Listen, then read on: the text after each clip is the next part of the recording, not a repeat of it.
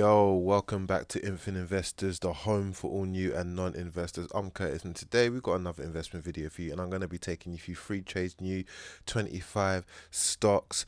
And listen, if I make this a long video, you guys need to punch me up when you see me on the streets. However, you won't even notice me, but you guys need to slap me because it's only 5 stocks, so there's no reason why it should be a long video. For some reason, last week when Freetrade announced their stocks, it was only 5. So what I decided to wait and then combine it with this week's just to make it a comprehensive video rather than just doing a video on 5 stocks. And lo and behold, this week the time is now 18:28 and yeah, 6:28, and they haven't released any. So someone asked 4 hours ago, would there be a drop today, and they've just been aired. So to be honest, I don't think they're going to do another set of stocks this week.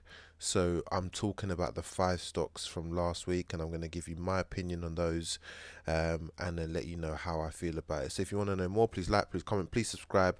On a mission to get to 2,500 subscribers. Thank you to everyone that helped us reach 2,000 subscribers, all of the people that have been on the journey from the very beginning, and all of the new guys that have come on board. It means the world to me that you guys find value in the content and you guys are supporting the channel and helping it grow. So yeah, the next goal is 2,500 subscribers, and we can get the world of investing out to more people in a clear, simple and transparent manner. But first, the stocks that have been added, the 5 stocks last week and none this week, is MS Group, Learning Technologies Group, Diversified Gas and Oil, Purple Bricks, and Young and Co. So I put all of this information to the spreadsheet. This is in my own personal one, as you know, but I will copy it over to the Freetrade one by the time this video is live. You'll see the link in the description, and there's only really one I want to talk about. So actually, I'll talk about 2. MS Group for me is the one I wanted to talk about the most. So MS Group, if I go to Simply and I go and check it out, it's basically a healthcare software information technology provider, flawless balance sheet with a solid track record, which is the reason why. So the graph's going up and down, which is, there's nice movement there, which is pretty cool to see.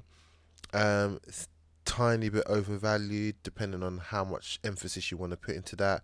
From a PEG ratio standpoint, it's sitting at 1.7, so low in terms of its potential growth outlook.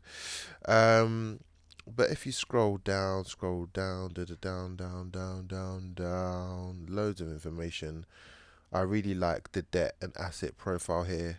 I think, being debt free, although potentially now we're not going to be going into a recession, who knows? We'll still find out by the end of this month. I still think, recession or no recession, companies with high cash balances and low debt is always safer investments and ones to potentially consider, providing that there is some growth outlook, there's some great products that they're offering, they're in a sector that's booming, and all the other factors that you might want to look at as well. But I think that's something to potentially look into. So as you can see, the balance sheet is good. And they've got a dividend yield of 3.10%, which is not bad. It's not amazing, but it's not terrible either. So that's one to potentially consider. The other one I would talk to you about is Purple Bricks. Now, Purple Bricks is interesting because, me personally, I actually like the Purple Bricks company as an organization. I mean, I've never used them, but I do, like them as an online, real estate. If you've ever gone through the process of buying houses and so forth, like, honestly, the costs and the fees and etc., it's just ridiculous. So I think, obviously, for what they're trying to achieve, I really like them.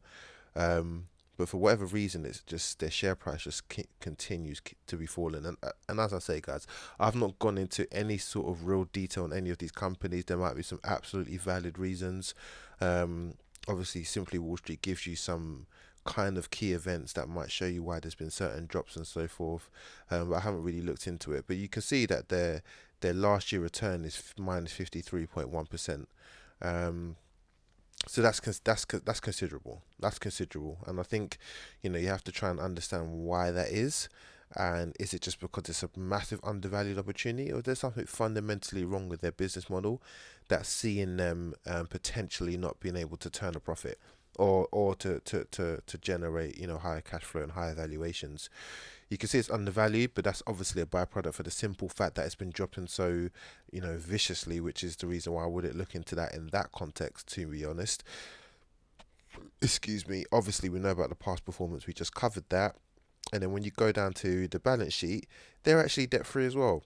So this is a very interesting situation where they're debt free, but obviously the valuation continues to keep on falling. So for me, it just feels like they might not be clear on how to really reallocate their money and do re-inject into the business to find more innovative ways to obviously grow their cash and portfolio. But that's just me just assuming based off the fundamentals. I'm going to look into them a bit more because I actually do like their business, and maybe this is just a crazy opportunity that I might have stumbled upon, or it's something to completely avoid. So I will let you know how that goes. But yeah, guys, honestly, that is the stocks of today. Those 5 stocks, and my feeling is Emmis Group is decent. And the others just don't appeal to me in any which way, shape, or form. So yeah, tomorrow there will be another portfolio update. Go check out my last week's portfolio update if you haven't already checked it. It's been a good week in the market again. Not as booming as last week, but it's still booming, and that's a positive. And obviously, yeah, so check out that tomorrow. And there will be more videos coming up this week. I've been traveling, so that's the reason why we've been a bit light on videos this week. But yeah, there'll be more videos coming up this week now that I'm a little bit settled over the next couple of days. So yeah, look out for that. Other than that, take care, have a great weekend, and last but not least, happy investing. Peace.